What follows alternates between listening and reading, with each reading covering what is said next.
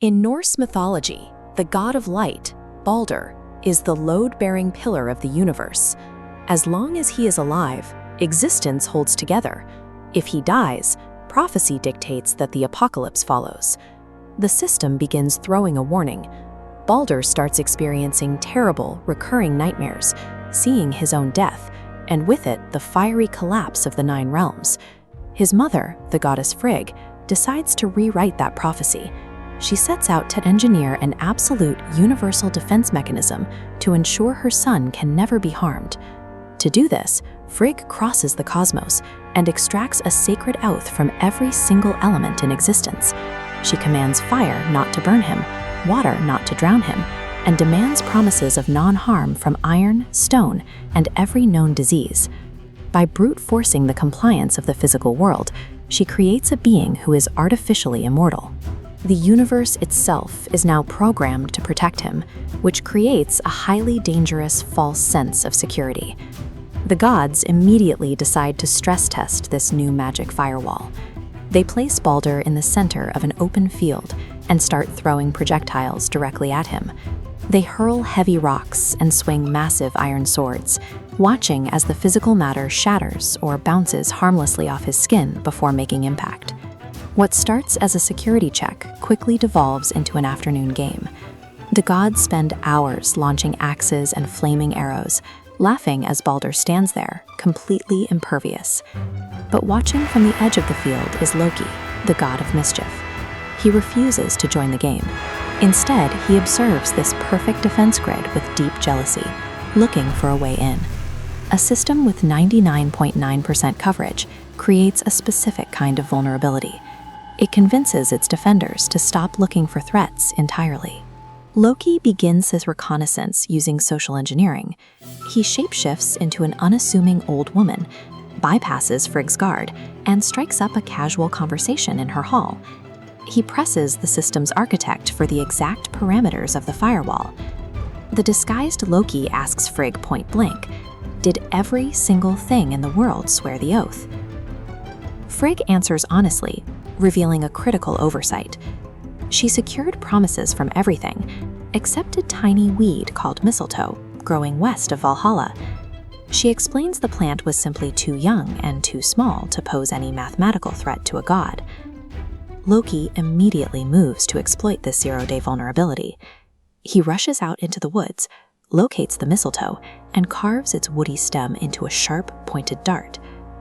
Catastrophic systemic failures rarely happen because a wall is battered down by overwhelming force. They occur because a seemingly minor anomaly is dismissed by the very people meant to secure the system. Back at the field, the game is still going. The gods are completely distracted by their absolute trust in Baldur's invincibility. Standing on the edge of the crowd is Baldur's brother, Hod. He is blind and standing isolated from the rest because he has no weapon to throw. Loki approaches him and offers a way to join the fun. Disguising his attack as inclusion, Loki places the mistletoe dart in the blind god's hand and physically aims his arm directly at Baldur's chest. Hod throws the dart. Because the mistletoe never signed the security protocol, it bypasses the magical defenses entirely. The weapon maintains its perfectly rigid trajectory. The weed pierces straight through Baldur's heart. The god of light collapses to the ground, dead, plunging the laughing crowd into a stunned, deafening silence. An insurmountable, universe-spanning defense grid was dismantled in a matter of seconds by a blind pawn and a single overlooked weed. Panic sets in. The gods scramble to execute a desperate system reset.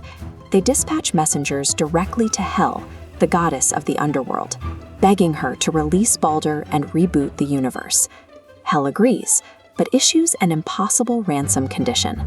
Baldur can only return to the living if every single entity in existence, both alive and dead, simultaneously weeps for him. The protocol initially succeeds. Across the Nine Realms, humans, gods, animals, and even the stones themselves weep in universal compliance. But deep in a dark cave, the messengers encounter an old giantess named Tok.